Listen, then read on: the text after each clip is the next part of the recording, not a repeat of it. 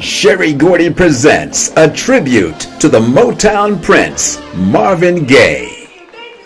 Well, actually, Marvin was my uncle. He was married to my Aunt Anna Gordy, who is my father's sister, one of his sisters. So I did knew Marvin as an uncle. And I'm talking about in the early 60s, very warm, family man. All the kids loved him. And we spent a lot of time at his house. Got a chance to just sit and talk with him on a regular basis. We didn't live too far from him. Marvin actually let me drive his customized Cadillac Eldorado to a high school graduation party I had back in '71. Just different things like that. That's the kind of man he was, but very gracious. Oh, just unbelievable. Well, from the early days, from Pride and Joy to Can I Get a Witness, where a lot of my relative George Gordy helped wrote Pride and Joy and Anna, so it was always a family affair.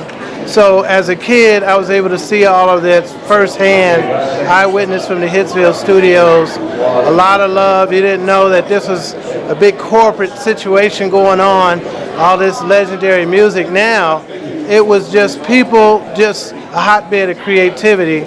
Marvin was right in there competing with all the great Smokey Robinson, Four Tops. So you didn't know that this was something that was going to become classic, legendary, iconic music. It was just music, people from the heart, these people creating, that was just unbelievable. So, and to be in that family situation, going to picnics together, football games, you know, playing football with the Motown employees and the Gordy family, and coming up in Detroit through the 60s and going into the 70s. And like I said, we spent a lot of time at Marvin and my Aunt Anna at her home in Detroit. So it was just unbelievable. You couldn't tell the difference between what was family and what was business. It was all just one thing going on almost constantly, you know. And Sherry carries it over here with absolutely. The Team Gordy concept. The Team Gordy concept here in Las Vegas. We're keeping the magic of Motown going. It's the same spirit as it was at Hitsville on West Grand Boulevard in Detroit. I feel the same excitement and the energy and electricity here. We got the next group of up-and-coming superstars here. Grady Harrell, Monique Brewster. We got Jay Lamar, Phil Flowers. You can hear the excitement back there. It was fantastic. So many great artists.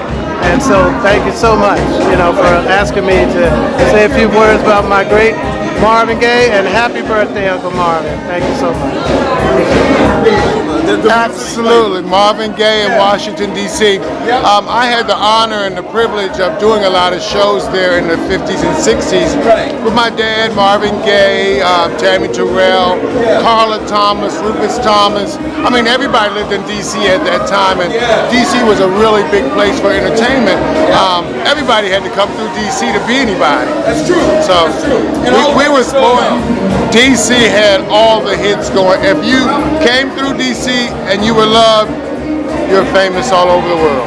In that day, it was the day when Martin Luther King was, you know, in Washington, D.C. and the riots, and Marvin was there, and he was the one that was bringing peace through music, singing songs like What's Going On and God is Love, and, you know, things like that, just to try to bring people, black and whites, together, and just peace.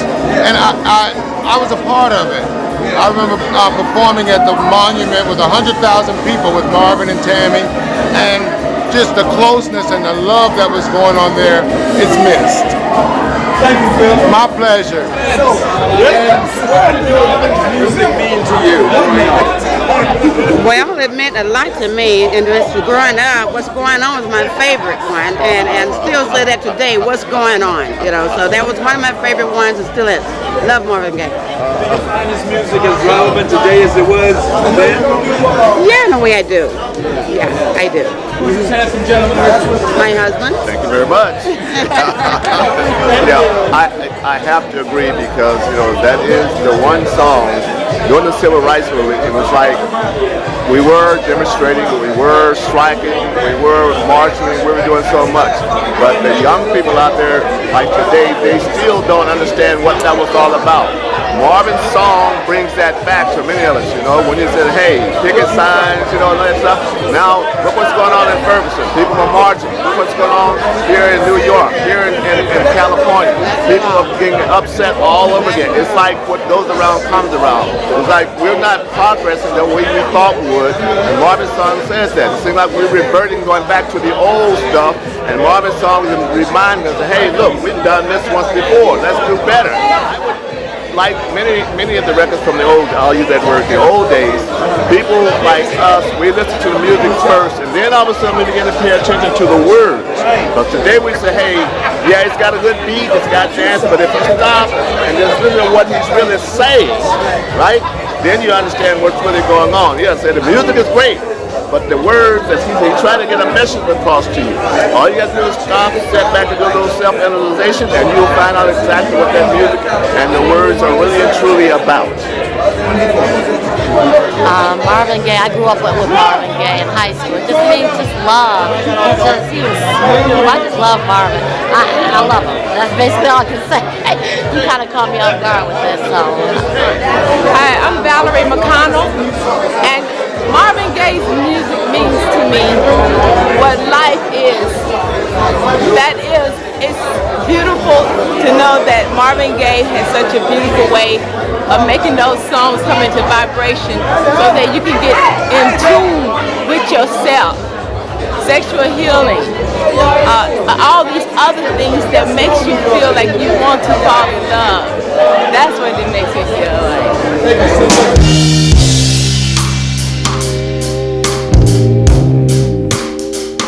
Beautiful. Long time, Marvin Gaye was my favorite band.